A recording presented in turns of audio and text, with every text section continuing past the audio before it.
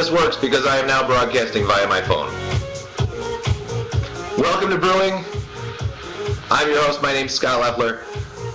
I have to pick that phone up because I don't like the angle that I'm at. Makes me look funny. There we go. Ta-da! I don't like that either. There we go. Hopefully that works. Hopefully you can hear me now. Alright, so where the heck was I? Let's start over. The economy is a problem. According to U.S. Census data, and I'm gonna kind of go over the beginning part of this somewhat quickly because I already did this once, and some people could hear me and some people couldn't. So I want everybody to hear me though, so I am starting over. According to U.S. Census data, the economy has officially bottomed out. Now, the problem with this is that census data is at least a year old, and in many ways it's more than that. So the fact that they told us the economy bottomed out a couple of years ago is at the very least problematic. I don't like this still. I need to find, hold on, I'm taking you mobile. I need to find something to put this on so that I can, oh, there's swearing on my television. Sorry about that. There we go. Hopefully that's better. Yeah, there we go. Everybody can hear me now. Everybody can see me now. And we're doing the show. Brewing with Scott Leffler. I'm your host, Scott Leffler. And I'm really sorry about that. But now I'm back, and you don't have to worry about it anymore. And it's funny because actually I can see myself on my phone as well as on my computer screen. But it's the phone that's broadcasting. I'm on a boat in the background. I'm not on a boat. I don't own a boat. And the reason I don't own a boat is because, well, basically because the economy's horrible. And nobody owns boats anymore except for rich people. The economy has bottomed out according to census data, which is at the very least a year old, and some of it is as much as 3 years old. So the fact that they told us that 3 years ago the economy bottomed out, but I don't feel like it's improved since then. So many of us don't feel like the economy's bottomed out. I'm gonna fly through the beginning of this because some people heard me okay and some people didn't, and I don't really know why, but so you're gonna get Cliff Notes version of what I've already said. Walking by a local food bank yesterday, I saw a pair of women coming out, and the one woman said to the other that she's never seen the food bank shelves so barren. Now, the reason the food bank shelves are barren is because less people are donating. Less people are donating because there are less people with money. Less people have money because the economy has not bottomed out. It sucks, and I think it continues to go down. Whose fault is this? Whose problem is this? I don't know, and I don't know that we're really going to come up with an answer to that, but I would like to, at the very least, bitch about the economy today because you deserve to have somebody bitch about the economy. Now, overall, according to statistics that I've seen, the economy has grown at a rate of 1.7% over the course of the first half of this year. Over the second quarter. Between April and June, the economy grew at a rate of 1.7%. Growth sounds good, except the problem is we're growing at a rate slower than people are entering the job force. There are less people leaving the workforce than are going into the workforce. And so as a result, we've got people who want jobs that don't have jobs. So it's a little frustrating for those folks who would really like to have jobs who don't have jobs. They're getting out of college, they're getting out of high school, they're getting out of trade schools, and they're going to jobs, and the employers are going, sorry, we're all full. So those people are, well, they can't even get unemployment because they weren't employed to begin with. You have to be employed to get unemployment, so they're living with mom, they're doing all these fun things. The census data, however, says people aren't living with mom anymore, they're moving out. I don't know. I lived with my mother a couple years ago. Horrible experience. I love you, Mom, but when you're in your 30s, you shouldn't move back in with Mom. That's all I'm saying. So one of the reasons that the economy sucks, in my humble and yet completely honest opinion, is because politicians control it, and the rich control it. Former GOP presidential candidate Tim Pawlenty, he's the governor of Minnesota. I'm sorry, he was the governor of Minnesota and the co-chairman of the Romney for President campaign. That should tell you a lot. is now going to be the chief lobbyist, the CEO, if you will, of this lobbying firm called Financial Services Roundtable. It's a U.S. bank lobbying group that represents, among other companies, J.P. Morgan Chase and Company and Wells Fargo and Company. Why do they have to have "and Company" at the end? Why can't it just be J.P. Morgan? It was just J.P. Morgan. Now it's J.P. Morgan Chase. Now it's J.P. Morgan Chase and Company. It was Wachovia. My car loan was through Wachovia. Now it's Wells Fargo. Although Wells Fargo's been around since like a billion years ago, right? They used to have the stagecoaches. I didn't even know that they were still around until my car loan got transferred to them. Anyway, so he's going to head up this firm that represents, among other banks, J.P. Morgan Chase and Wells Fargo. In all, represents 100 financial service companies.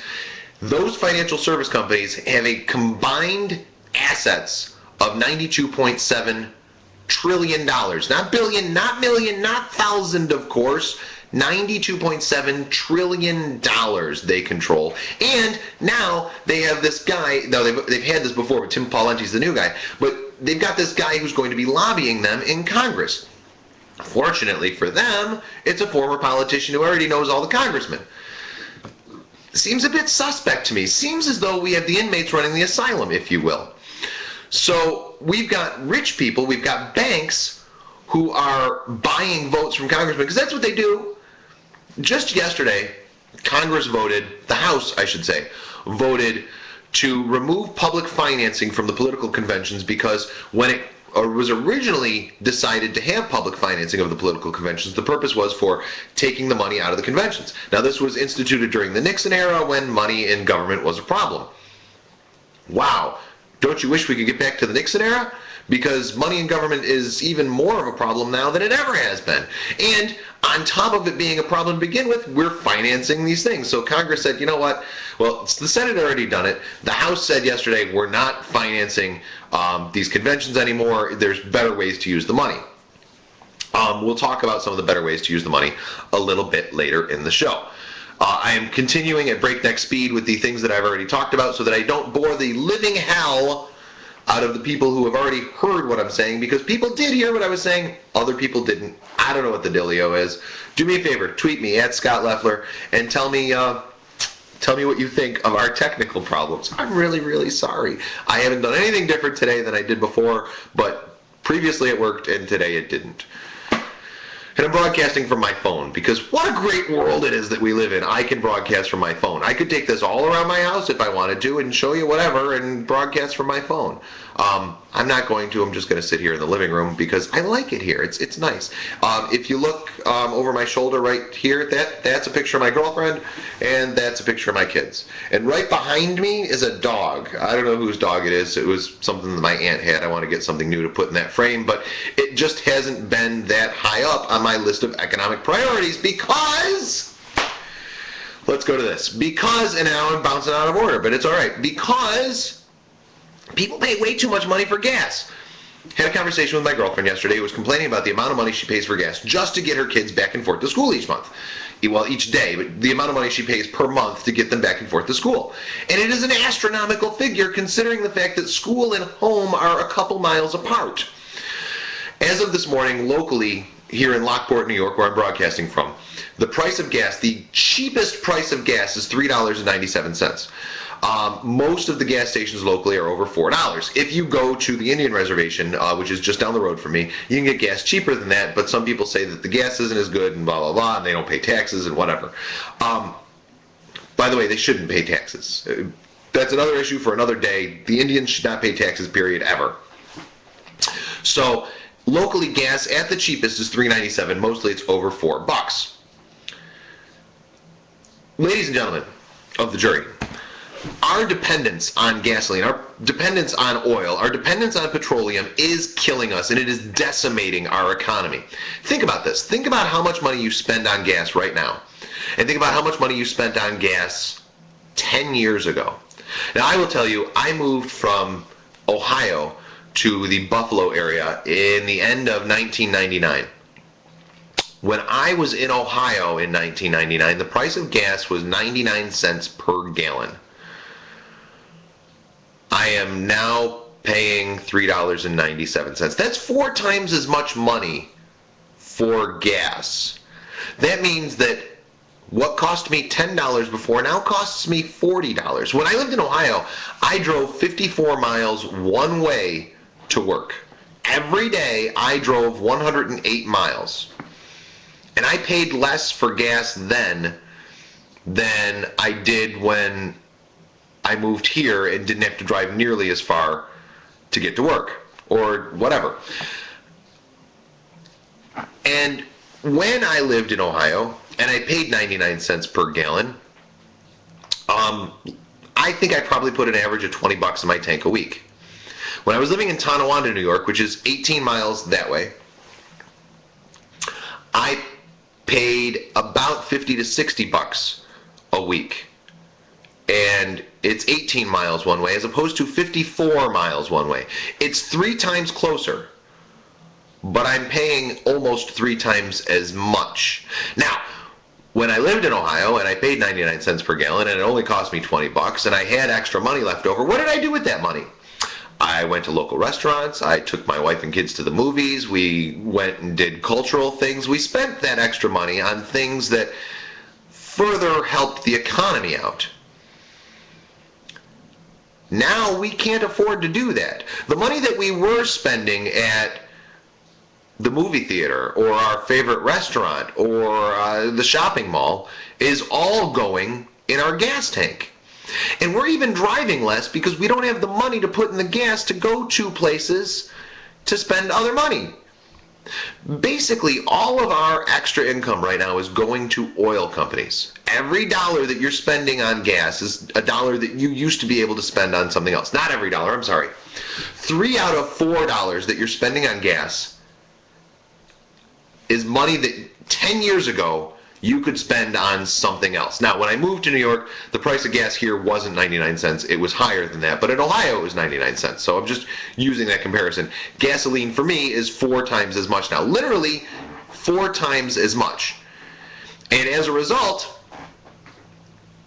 I have less money to do other things. You have less money to do other things. So those other jobs are going to hurt, right? So those restaurants that aren't as busy, they're firing staffers. In some cases, they're closing. Those movie theaters are raising the price of tickets to make up for the less people.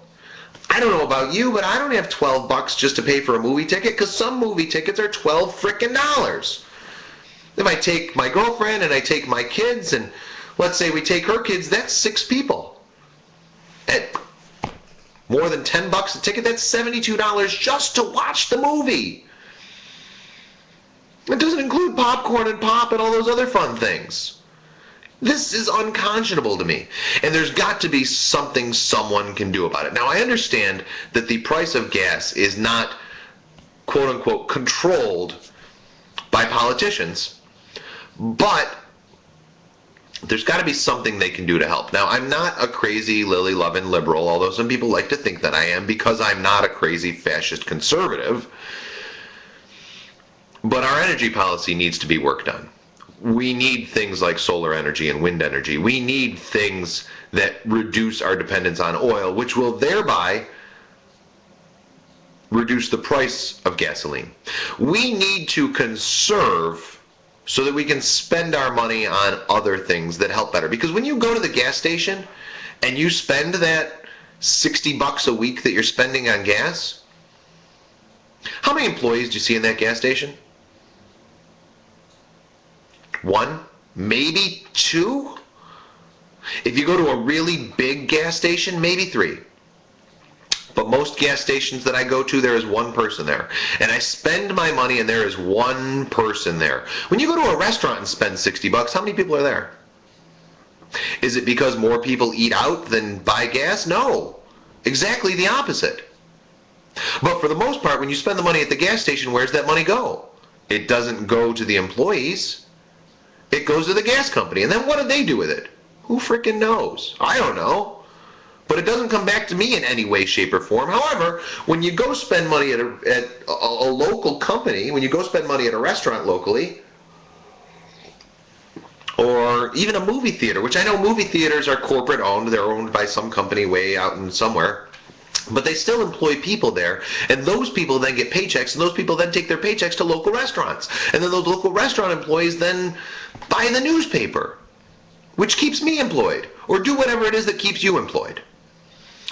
So the fact that we're instead spending our money on gasoline and sending it overseas is killing us, and we need to do something about it. We really do need an economic policy that fixes that. Unfortunately, our politicians seem very slow to compose such an economic policy.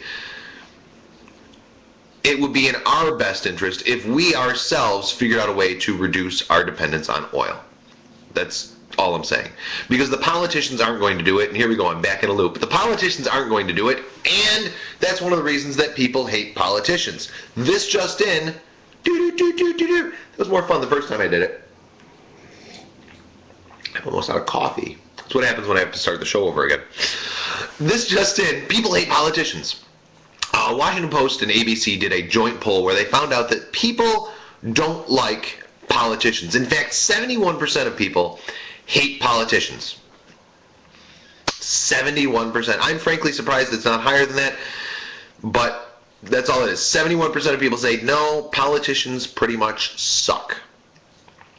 74% of people say that they have a negative view of the economy, despite the fact that census numbers say that the economy has bottomed out and we're on our way up 2 years ago. I haven't seen this way up 2 years ago, but that's what they say. We're on our way up.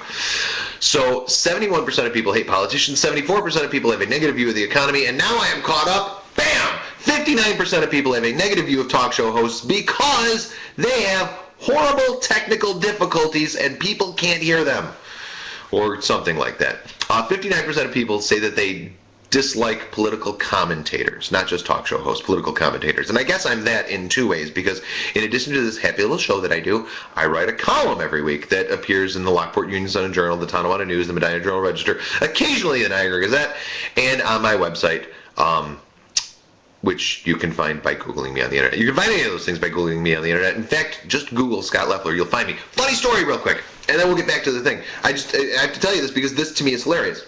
I got an email the other night from a woman whose name, I'm going to make her name up, okay, because I don't want to tell you her real name. Anyway, her name is Marcia. No one's named Marcia. Some people are named Marcia. If you're named Marcia, I'm really sorry. But her name is Marcia Leffler, right? And this is her email, Marcia Leffler. It's like mleff72 or something like that at AOL.com. I don't know. It doesn't matter. I don't really want you to know her email. I don't even know why I gave you that much. But her name is Marcia Leffler. And she sends me this email, and it says, Dear Scott, sorry we couldn't see you while we were in town. We'll be in town again soon. Da-da-da-da-da. Good luck with the herpes, whatever. I don't know. It was a very personal email. And then it was signed Mom and Dad. I thought this was weird. It seemed to me like it could be some sort of a phishing attempt. But if it were a phishing attempt, like, there was too much detail in it for it to be a phishing attempt.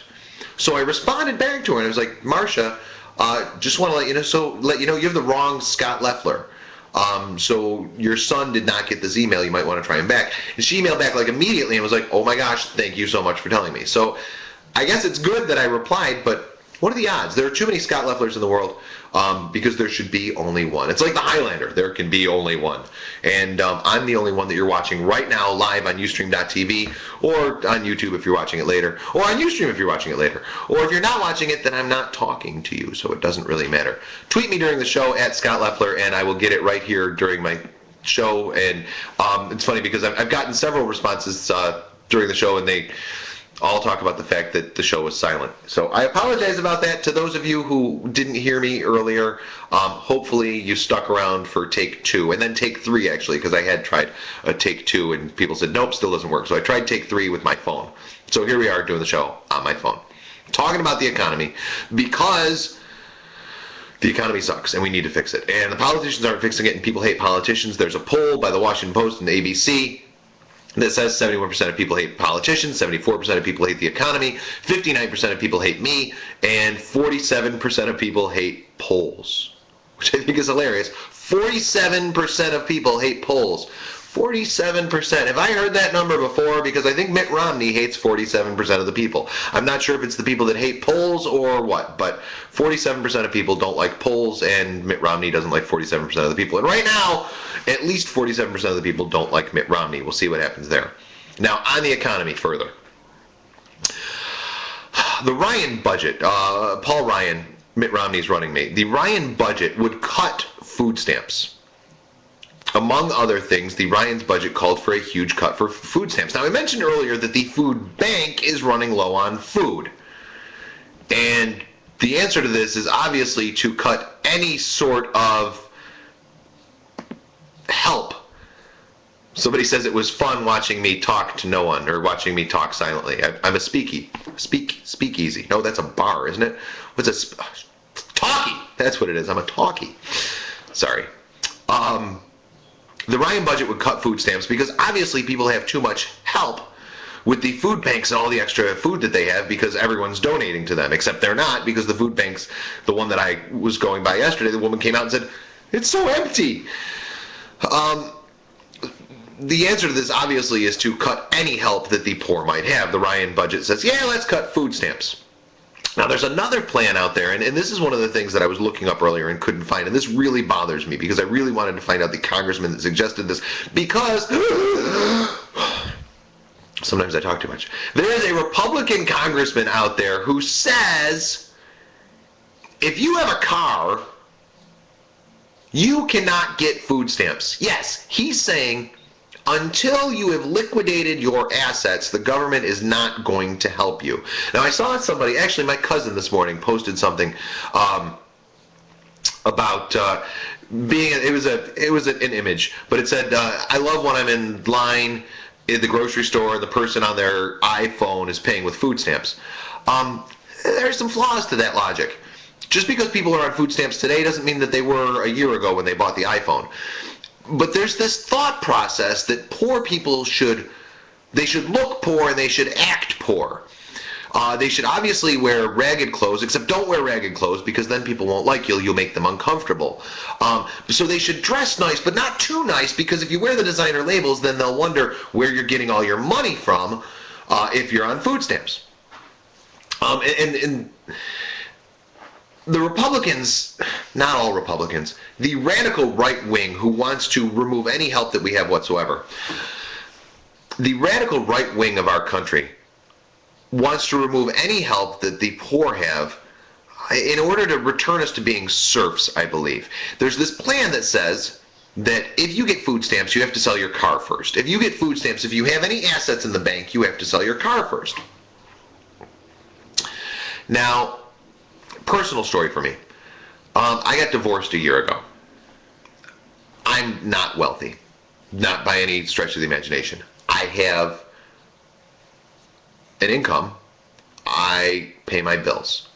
I do what I have to do. But I don't have any extra money. So when I got divorced a year ago, I looked into the possibility of having some sort of legal representation. Except I don't qualify for legal representation basically because I have a job. I don't have money to pay for a lawyer, but I couldn't get a lawyer because I have a job. This happens a lot where people, they have income, but that income is all accounted for, and so they can't get help. I think this is one of the reasons that the food banks are hurting so badly. So in order to pay for anything, you have to sell things. And I mentioned this briefly yesterday. I don't mean to whine about my own situation, but this is something that affects me personally, and I think that I can relate this. Over the course of the past few years, I've had to liquidate a lot of my assets. I had a savings account that I no longer have. I had savings bonds that I no longer have. I had a coin collection, much of which I've had to get rid of just to pay the rent and buy food and pay my car loan and all those other fun things. And I'm not yet back to the point where I'm stocking up. I'm still at the point where I'm looking around going, all right, what do I sell this week so that I can do whatever it is I need to do? Now, the people that are buying these things, and I know I mentioned this yesterday, I apologize if this sounds like a repeat to you, but the people that are buying these things are eventually going to sell these things back to me because I want those things. This coin collection that I had, those were important to me. Now, there are some things that I simply refuse to sell, but there are things that I have sold that I do want back eventually because, God damn it, I'm a person too, and I deserve to have things. But I can't because I can't get help with things, and it doesn't matter. Long story short, I'm a sorry case, and a lot of people out there are. So there's a plan, though, to reduce any help whatsoever if anybody owns anything. You can't get help until you basically become an indentured servant to the system and an indentured servant to the rich. Now, somebody mentioned to me yesterday on my Google Plus post, somebody mentioned that the real redistribution of wealth is the redistribution of wealth upward. And that's what I'm talking about here. The things that the poor people own are being sold to the rich people. The real distribution of wealth is going upwards. There is no redistribution of wealth where they're taking from the rich and giving to the poor, because the poor really aren't getting anything. So it's very frustrating for those of us at the bottom end of the spectrum. And I'm not really at the bottom end. No, I am at the bottom end of the spectrum, but I'm not at the bottom of the spectrum. There are people who are a lot worse off than me because they don't have jobs. They literally can't afford food. And I feel really bad for them, because some people are actually still in the same situation that I am because they're not getting the help they need. And meanwhile, we've got Republicans going, those people are getting way too much help. That person's got an iPhone, so there's no way we could possibly help them because, heaven forbid someone should have a phone. Because people don't need phones today. People don't need cars today. But that's the rule. If you have a car, according to this one congressman, what he would like it to be is, if you have a car, you can't get help. Before they're allowed to get help, they have to sell their belongings. That's the redistribution of wealth in America today.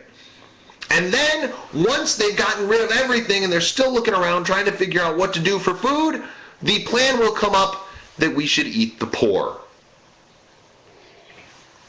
Except they'll be really low in nutrients because they haven't eaten anything themselves.